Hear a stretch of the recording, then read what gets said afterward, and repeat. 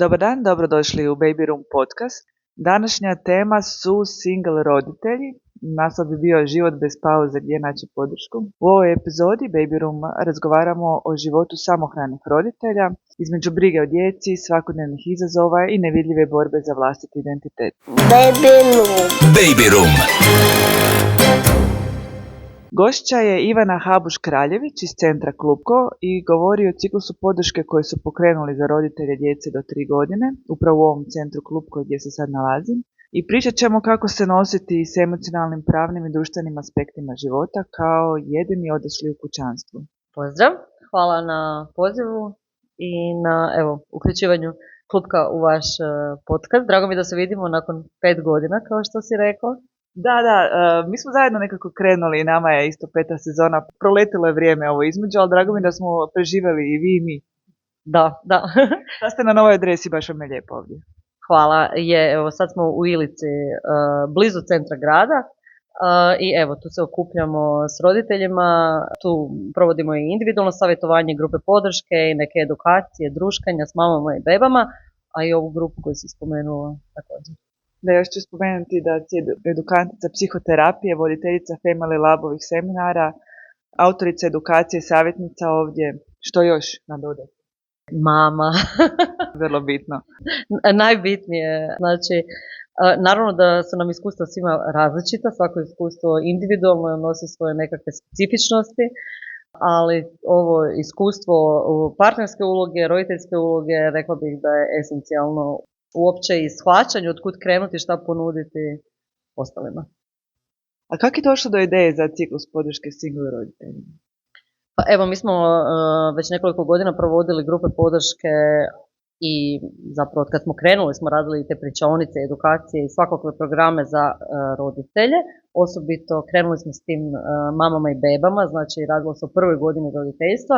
Tu smo već tih davnih dana detektirali da je zapravo partnerski odnos ono što najviše pati. I bez obzira koje smo teme radile, bile razvojne, odgojne, kako god, uvijek na kraju je sve navelo na taj mlin tog izazova generalno snalaženja i kombiniranja roditeljske i partnerske uloge. I uvijek smo imali sudionice koje su prolazile ili su prošle i rastavu ili su zapravo se odlučile na majčinstvo bez partnera. Znači nije uvijek u pitanju rastava ili prekid, nego danas zaista su vremena drugačija i postoje tolike kombinacije tko, kako i zašto ima bebu i odluči se na roditeljstvo. Djeca su u osnovu desi slučajno, ljudima koji su možda bili samo ljubavnici i tako dalje. Sve u svemu puno je roditelja koji nisu u nekakvoj onoj tradicionalnoj nuklearnoj obitelji. Na koji način ste vi odlučili njima pomoći? Mi ne možemo, nažalost, doći u kućanstvo i donijeti još svoj par ruku da u tom smislu pripomognemo, ali možemo puno toga zapravo osvijestiti, napraviti, porazgovarati uopće o problemima i izazovima s kojima se susreću, jer bih napomenula da nemaju oni svi problem manjka para ruku u kućanstvu.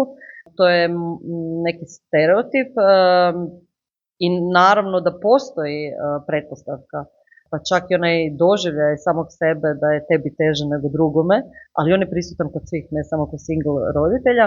Rekla bih da mnogi roditelji koji nisu single imaju par ruku manje u kućanstvu, jer neki partneri ne žive 24 sata zajedno cijelu godinu, neki ljudi rade 6 mjeseci negdje drugdje. Neki žive i leže na kauču.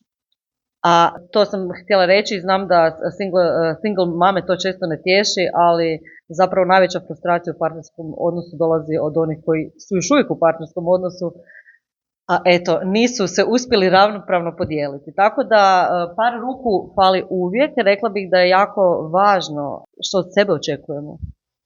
Koliko smo svjesni ograničenja i osjećamo li se svemoćno ili nemoćno, to je vrlo važno, a druga stvar kako koristimo socijalnu mrežu, imamo li socijalnu mrežu. Tako da tu je neki početak uopće osvještavanja koga sve ja mogu uključiti, da li je ok da uključujem druge, da li je ok da dijelim odgovornost, partner nije jedina osoba s kojom se odgovornost dijeli i rekla bih da mnogi roditelji danas zapinju na tome iz objektivnih društvenih razloga. Nekako smo svi usmjereni samo na svoju kuću i na svoju situaciju. Ta društvena podrška je slabije izražena I trebamo se tome vratiti, trebamo osvijestiti što znači naša obitelj, bez obzira kako nesavršena, što znači prijatelji, susjedstvo, vrtići i tako dalje. Znači sve ima mane, ali su važne stavke podrške. Koja bi još bila, recimo, klupko jedna, još dalje? Ovo što smo mi radili u klupku, to je grupa podrške, dakle prvenstveno namijenjeno upravo tom povezivanju, pružanju emocionalne podrške, psihoedukacije i povezivanja. Najviše mamama i tatama znači upoznati druge u sličnoj situaciji, razmijeniti iskustva, jer kad pričamo o stigmatizaciji, sam sebe često stigmatiziraš misleći samo ti prolaziš nešto što je puno drugačije i teže od drugih. Kada se susretneš, evo dapače, svjedočili smo susretanju nevjerojatno meni rijetkih priča životnih koji su bile vrlo slične, gdje su onda mame najbolje mogle među sobom razmijeniti neka iskustva i iz pravnog aspekta. Tako da susretnu se ljudi, dobe nove informacije, lakše im je kad znaju da nisu jedini koji to prolaze, kad se povežu s nekim za kog pretpostavljaju da ih bolje razumije, opuste se, mislim, sa drugom životnom energijom ideš natrag u svoju situaciju. Upravo zato mi snimamo ovu emisiju, da isto tako prenesemo dalje i da poruku da nisu sami. Najmo proći koju temu. Znam da ste imali i majčinstvo, i odgoj, i identitet, i oporavak nakon prekida, samo ostvarenje, relaksacija. Što ćemo izdvojiti od svega toga i nekako sažeti, jer imamo par minuta za reći koju poruku? Ok, to su teme koje sam evo ja zamislila kao voditeljica, koje ja smatram da su jako važne i definitivno su važne. Međutim, kao što sam i toj grupi iz veljače rekla, svaka grupa te kao voditelja uči da nema svako očekivanje je razočaranje. Znači, isto je tako, to je trening životni i za njih isto je najvažniji bio. Jedno je što ja zamislim da njima treba, a drugo je što njima zapravo treba. I zato je užasno važno kada se tek okupimo i nađemo, slušati što one očekuju, što bi one htjele dobiti. I grupa diktira šta je njihov fokus, koliko široko, duboko žele ići, da li im je fokus dijeljenje i razmjena iskustava, da li im je fokus dobiti informacije, osnaživati se.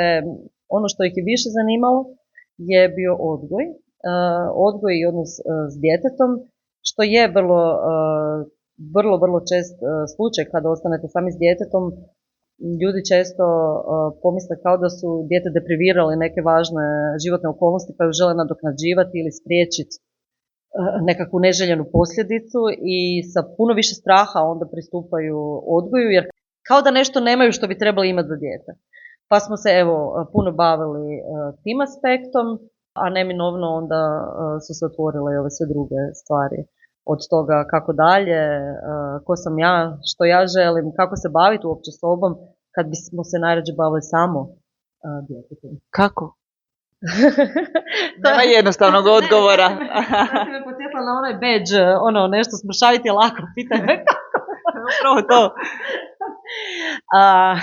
Pa rekla bih da je lako tek nakon dužeg i mukotrpnijeg puta. Evo onda kad ti se oči otvore i stvar u životu posloži, onda skužiš kad ti stvar jednostavna. Jel? Znači promjena i briga o nama samima stvarno nije nuklearna fizika, ali je nuklearna fizika razriješiti zapravo svoje zamršene životne okolnosti i uopće naći način da se fokusiraš na taj kor koji je esencijalan da uopće preživiš.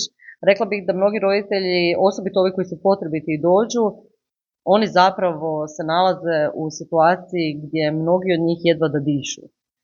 A kad čovjek ne diše, ne možeš, niti ga zanima, niti u stanju raditi i uopće mu blesavo zvučiš dok mu pričaš trebate brinuti o sebi i kako da to radite. Nema vremena. Tako je, znači kada se osoba bavi golom egzistencijom i rješavanjem nekakvih pravnih bitki i tako dalje, kada je jako okupirana problematikom i kada tu problematiku tumači kao biti ili ne biti, preživjeti ili ne preživjeti, to je doslovno borba za opstanak, borba za bazičnu sigurnost, borba za uopće, da uopće može pogledati budućnost. Činjenica je da ne možemo ni tu borbu proći koja ponekad traje godinama, a ponekad za uvijek, ako se ne posložimo i ne stanemo na loptu. Ali ako nismo u stanju, ako nismo još došli do te kritične točke kad znamo da moramo stati, nažalost mnogi stanu tek kad se razbole, tek kad se sve raspadne i kada mislimo i osjećamo da jedini nosimo breme zapravo roditeljstva i roditeljske odgovornosti, tada taj strah je stvarno preplavljujuć. Strah za budućnost djetetovu, strah da li će ja to moći, kako će se stvar razriješiti. Međutim, ja kažem, ali ako je zaista to istina, i ako ste vi stvarno jedini o kojem ovisi, a onda je i najvažnije da vi i ostanete tu, da biste se mogli brinuti. I često nismo svjesni koliko svojim trošenjem i gorenjem da riješimo nešto što se možda ne može sada riješiti i nikako da se s tim pomirimo, da će neke stvari ostati takve, toliko možemo izgoriti da narušimo i svoje psihičko i svoje fizičko zdravlje, a onda kako ćemo dalje. Tako da bih ja rekla da nije pitanje kako, svako nađe svoje kako, nego uopće shvaćanje, da to nije floskula, da nema druge, ako zaista nema druge osobe, koliko je važno, koliko je važnije da ste vi na prvom mjestu. Ako vi niste dobro, ako je vama od nespavanja, od nervoze, od brige, teško razlučiti više što je objektivno dobro, što nije. I trošite se samo, neprestano vrtite i trčite dalje, nema šanse da ćete uspjeti to razriješiti prije nego izgorite. Tako da... A koji još savjet im date u tom trenutku? Ako neko i poželi zaista, ok, ja ću sad stati na loptu, od kuda krene? Rekla bih da je poprilično lako kada neko zbilja stane na loptu i to shvati. Puno je teže, znači ljudi ne vole savjete. Ljudi ne vole savjete i ako sam nešto naučila iz savjetovanja, to je da savjete dajem samo ako me se pita i da prihvatim da ta osoba ih neće primiti ni provesti. Ima jedno super pravilo koje sam ja naučila na edukaciji, a to je ne pomaži gdje ne traži. I to sam si zapamtila jer je to najveća istina za sve nas. Znači, to je isto kao i ovo kad su došle te mame, pa ja imam zamisao što njima treba. I kad ih upoznam, tek još više vidim što im treba i što bi mogla ponuditi i kako bih s njima voljela raditi. Međutim, svako u svom trenutku dođe i na svoj način do te točke. Kad dođe do te točke, ljudi vrlo onda lako pronalaze svoj način i svoj put i onda ga i traže. I onda vam ga oni predlažu, znaju što žele i na čemu žele raditi. Ali doći do tog trenutka da stanemo i zagledamo se, tu je malo teže kad osjećamo da nam gori. Evo, to znamo i iz drugih životnih iskustava, a kada mame ili tate koji osvijeste i koji žele raditi na sebi, mislim ja sam vidjela da si ti i primijetila naš program Svjesni roditelji, evo to je jedan dobar put, dobro balansiranje između roditeljske uloge i brige o sebi. Pa mislim da svako s nekom informacijom na svoj način dođe u nekom času, koji je njegov čas, do tog trenutka, evo, samo spoznaje da trebam stati nešto mijenjati. Ajmo prvo razriješiti zakonski oblik uopće single roditelja koji nema prijevoda, ali kako mi to kažemo? Samohrani i jednoroditeljska obitelj. Pa evo, to su recimo neke stvari kroz ovih zadnjih 5 godina koje sam malo po malo otkrivala, jer evo ja osobno nisam single roditelj, ali sam cijeli život živjela sa samohranim roditeljem, tako da mi je iskustvo jako bogato u tom smislu šta znači roditelj koji je jedini donosioc kruha na stol, koji radi 3 posla i koji baš to gori da preživi. S druge strane, nisu svi roditelji samohrani roditelji. Zakonski je razlika između roditelja koji je jedini skrbnik i jedini uzdržavatelj i roditelja koji čini s djetetom jednoroditeljsku obitelj, dakle dijete s njim živi, međutim postoji uzdržavanje i od drugog roditelja i nekakva podjela, već dogovorena podjela odgovornosti i financijske skrbi. U hrvatskom ne postoji, znači riječ za te mame i tate koji su solo, pa evo kažemo single roditelj i nama je to isto bilo važno pozvati single roditelje jer nije samo za samohrane. Isto tako single roditeljstvo nije lakše od samohranog često. Ponekad oni koji dođu su zaista u svakakvim zavrzlamama i pravnim i financijskim i sa podjelom odgovornosti. Tako da bih generalno rekla, važna je ta razlika u zakonskom smislu. Važna je zato što samohrani sami po sebi već spadaju u ovo područje ostvarivanja nekakvih financijskih prava i slično. Dok ovi single to ovisi zapravo o nekakvom dogovoru, razrješenju i individualnim situacijama među partnerima. Ono što je meni bilo zanimljivo je da sam ja za taj termin prije nekoliko godina uopće saznala da ne postoji u hrvatskom jeziku prijevod za single roditelja i doista, evo zakonski to je jednoroditeljska obitelj. Ne možeš biti, šta si ti, jednoroditelj? Da, radi se upravo o tome, ti si solo, ti znači sa tatom ili mamom, bivšim partnerom nisi više u vezi, to je poanta. A onda se vi dijelite. I tu ima puno komplikacija i ovih svakakvih pravnih koje ja, evo, svaki put kad god mislim da već sve znam, uvijek se iznenadim sa nekakvim novim caseovima i novim situacijama koje otkrivam, s kojima se ljudi nose. Evo tu bih doista izdvojila da od kad smo otvorili klub prije 5 godina, na svim grupama, pričonicama, grupama podrške, edukacijama smo imali mame čiji su partneri stranci. To je poprilično česta situacija. Živimo u globalnom svijetu pa je i to nekako trend. I to sve lijepo ide dok ide, međutim donosi dosta komplikacija kad ne ide, od zapinjanja na nekakvim kulturnim razlikama, do toga da oni koji super funkcioniraju, mislim to su ljudi koji na 3 strane svijeta održavaju obitelj, do odlučivanja o djetetu i slično, međutim kada zapne, kad se ti ljudi rastaju ili kada se tako nešto dogodi, tu može biti jako puno komplikacija, ovisno o tome iz koje zemlje dolazi. I još bih napomenula, pošto danas rastava nije rezervirana samo za bračne prekid veze. Danas mnogi roditelji nisu u braku. Znači brak nije više jedini način ostvarivanja obitelji i puno ljudi je u partnerskom odnosu s djetetom i kada oni prekinu, oni nisu pravno popraćeni. Oni su oba dvoje ravnopravni skrbnici, nema onog procesa razvoda kroz koji bi se oni dogovarali, gdje bi oni automatski bili uključeni u proceduru rastave i dogovaranja i sad je opet na njihovoj volji i možda da se uključe u medijaciju, da ipak na neki strukturiraniji način se dogovore i podijele odgovornosti. Zašto oni gore u tim pravnim aspektima? Oni ne uspijevaju postići dogovor oko odlučivanja o liječenju djeteta, o upisu u vrtić, jer dogod je potrebno 2 potpisa. Dakle, jedan drugog zaista mogu stopirati i to su nevjerojatne situacije u kojoj se dogode.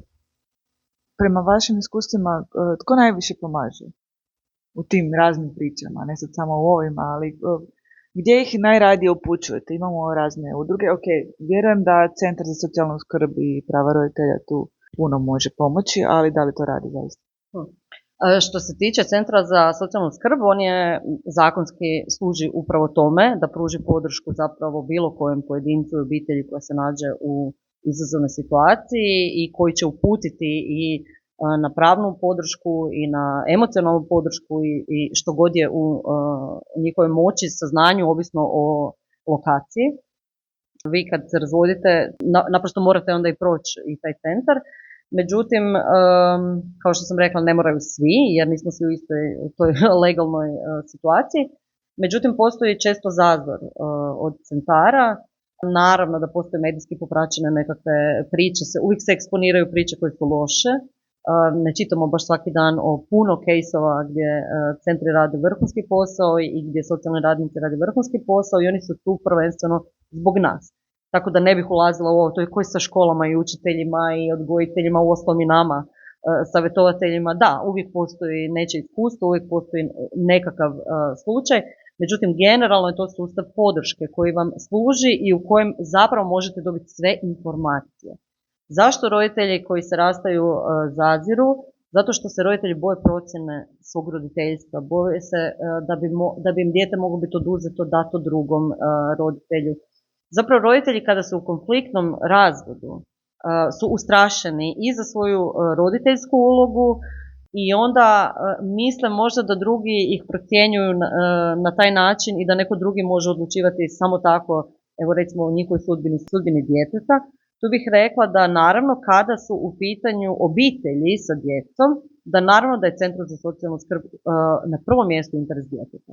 Međutim, interes djeteta doista ne znači da će to nešto biti na uštrb nas i jako je kod konfliktnih razvoda težak, i to bih rekla da je najveće područje rada, evo i nas ovako koji radimo savjetovanje i slično, osvještavati i smirivati lopticu u tome što je interes djeteta i da nije što je to loš, što je to dobar roditelj, jer stvari nisu crno-bijele, djeca doista, osim u iznimnim situacijama, a tada i centri najčešće tu odrade taj posao, kada imamo nasilje u obitelji, kada imamo nekakve kriminalne radnje i slično. Međutim, centar je tu, ja bih rekla, u 99% slučajeva u pravu kada se nastoji očuvati najbolji interes djeteta sa oba roditelja. I tu mogu nekako rezimirati da ono što često je zamka razvoda, da ljudi misle da će time konačno razriješiti svoj konflikt ili prekinuti odnos ili dokazati koji je roditelj lošiji. Međutim, razvod nije prestanak partnerskog odnosa. Vi ste možda bivši partneri, ali ste vi zauvijek bivši partneri i zauvijek roditelji tom djetetu i vaš odnos je zauvijek. I ako, kao što nismo znali ranije prijateljski razriješiti, može biti problem da onda i kasnije to ne uspijevamo i da se to prelama na leđima djeteta. Tu bih zaista voljela reći da to je najteže za prihvatiti kada dođe do rastave, prihvatiti drugog roditelja. Ono što nam je bilo teško tad, ostaje na nama da razriješimo. Prihvatiti tog drugog roditelja kakav je, jer šta znači interes djeteta? Za razvoj djeteta su važna oba dva roditelja. Ma kako mi mislili da neko drugi nije adekvatan, on je dalje roditelj i dijete razvija svoju sliku o sebi i povjerenje u sebe i svijet upravo kroz poimanje svojih roditelja. I to je ono malo dijete, ima dvije svoje polovice. Zna da je pola od vas i zna da je pola od drugog roditelja. Nije samo od vas. I jednoga dana dijete će razviti svoju kritičnost kroz svoj razvoj i dijete će moći sagledati objektivno svoju životnu situaciju i svoje roditelje i biti kritičan prema njima i to mu neće štetiti. Puno će mu više štetiti da mu je to neko nametao u ranim godinama i to je često teško prihvatiti. Isto kao i prihvatiti taj strah da nas neko procjenjuje kao loše. Niti centri za socijalnu skrb, niti je smisao roditeljstva savršen roditelj, nitko ne traži savršenog roditelja, niti ćete biti procijenjeni kao loši roditelji, nije to smisao. Tako da znam da postoji taj zazor kod mnogih i kada dođu kod nas isto tako, radije bi bilo gdje, samo ne tamo.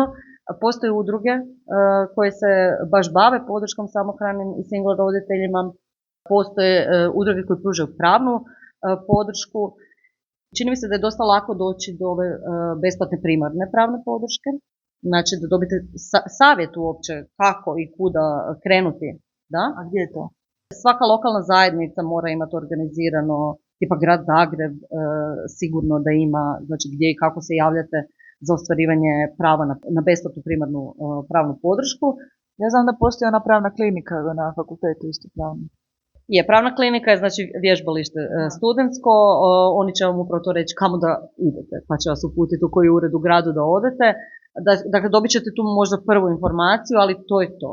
A sekundarna pravna podrška gdje bi znači vi imali možda odvjetnika ili pravnika koji bi se bavio vašim caseom je nešto drugo i drugi su zahtjevni su uvjeti za ostvarivanje, ali kažem to su stvari koje čovjek mora sve pročačkati ako mu treba i postoje, ja primjećujem da je teško kada se čovjek nađe u takvoj životnoj situaciji. Uopće od šume vidjeti drvo i zato je zapravo dobro pitati, tražiti i prihvatiti savjet, otići porazgovarati s nekim, jer često se osjećaju roditelji užasno usamljeni. Kad smo usamljeni nismo kapacitirani, ne možemo sve sami znati. Puno ljudi, zato su ove grupe super, puno ljudi zna više. Ljudi dođu do drugih informacija i postoje udruge koje će vam pružiti zaista kompletne informacije. Sa tolikim iskustvom, spominjali ste neke zanimljive slučajeve da bi mogli ovako za kraj izdvojiti. Mislim, ovdje više volimo uspješne priče. Ok, pa evo, baš nedavno sam se družila s kolegicom koja ima, po mojoj procjeni, vrlo uspješnu priču. Kad kažemo uspješno, šta to znači? Nema savršene, nije lako, apsolutno. Međutim, uspješna priča je kada se roditelji sa jednakim žarom brinu o svom djetetu i ostanu prijatelji koji mogu podijeliti skrbništvo. Dakle, uspješna priča koju sam nedavno svjedočila je kolegica koja ima podijeljeno skrbništvo nad djetetom sa svojim suprugom i to zaista i bukvalno 50-50. Žive u blizini, znači djeca su u jednom kvartu, u jednoj školi, preko dječjih leđa se ništa nije prelomilo. Ti roditelji imaju ono nešto o čemu svi sanjamo, a to je tjedan dana intenzivno sam ja na redu, ali tjedan dana imam za sebe. Ja sam bila onako jako iznenađena, mislim si wow, možda da si svi to priuštimo. Naravno, šalu na stranu. Također šta oni rade, oni 50-50 dijele financijski, zaista u lipu, oni obadvoje svaki tjedan kako su djeca tu, oni plaćaju jedan i drugi sve. I na kraju mjeseca se oni ko računovođe sjednu i vide koliko kome treba prebaciti da bi to bilo posve ravnopravno. Nisu zajedno tako dobro funkcionirali dok su bili zajedno, ali sada funkcioniraju optimalno, zaista optimalno. To se dešava kada obadvoje više nisu usmjereni zapravo jedan protiv drugoga, nego shvaćaju da njihovo zajedništvo, oni su uvijek i zauvijek roditelji. I tada su djeca na prvom mjestu doista. I kada se roditelji tu poslože, onda su si otvorili vrata da svoje druge uloge žive ispunjenije. Samo bih, evo za kraj ja tu spomenula što je specifično, ovo 50-50 što su oni napravili, to je njima jako važno da baš bude tako, ali bih rekla da mnogi brakovi se danas raspadaju zbog želje i uvjerenja da možemo 50-50 podijeliti i kućanske poslove i financije i tako dalje, i rekla bih da se jako lomimo na toj ideji da ravnopravno znači pola-pola. A to su dva različita pojma. Čekaj, da odustanemo od te ideje ili... Ne. Rekla bih da ne treba odustati od ideje ravnopravnosti i ravnopravnog roditeljstva, koje je nešto sasvim drugo od onoga što danas se dešava, a to je da partneri imaju Excel tablice i jedan drugom broje. To vodi u kraj partnerskog odnosa i to je upravo ono zbog čega mnogi koji se susreću sa realnim iskušenjima roditeljstva, osobito ranog roditeljstva, kada prvi put to iskušaju dok su još u fazi adaptacije, i ta je godina vrlo teška za jednog i drugog roditelja. To su teme na kojima se ljudi istroše. Znači, puno se dublje promjene njima dešavaju, puno se važnije stvari njima dešavaju, a izvana pucamo na tome ko je što napravio, ko koliko treba, kako treba i slično. Ne umanjujem važnost da oboje su odgovorni, da oboje osvijeste odgovornost roditeljsku, ali je užasno važno da oba dvoje ostaju brižni partneri jedan drugome, a brižni partneri nisu s Excel tablicom i taj dio se zapravo jako izgubi. Mnoge žene danas se potroše, recimo, to sam primijetila u tome jako, tu mogu uključiti i sebe, pa evo, neko od nas iz toga nešto nauči, promijeni. Znači, želja za ravnopravnošću, želja za ostvarivanjem sebe u drugim ulogama, želja za nekakvim kvalitetnim partnerstvom u kojem je i partner i tata odgovoran roditelj i brižan partner, uključuje i brižnu partnericu, puno razumijevanja, puno tolerancije, a hoću reći da ravnopravni odgoj, kvalitetan odgoj djevojčice i dječaka, kvalitetno partnerstvo nije uvijek 50-50. Nema 50-50 ni u odgoju brata i sestre, ne trebamo isto, nismo isti, ne možemo isto. Bitno je da smo zadovoljni podjelom, da vidimo smisao u podjeli i da vidimo, da cijenimo ono što i drugi donosi i radi. Puno je važnije nego, jel točno, u lipu i u čarapu. Slažem se. Pazite na sebe, tražite pomoć i sretno dalje u roditeljstvu. Bog, hvala Ivana. Hvala vama. Baby Room podcast. Slušaj na svim streaming platformama.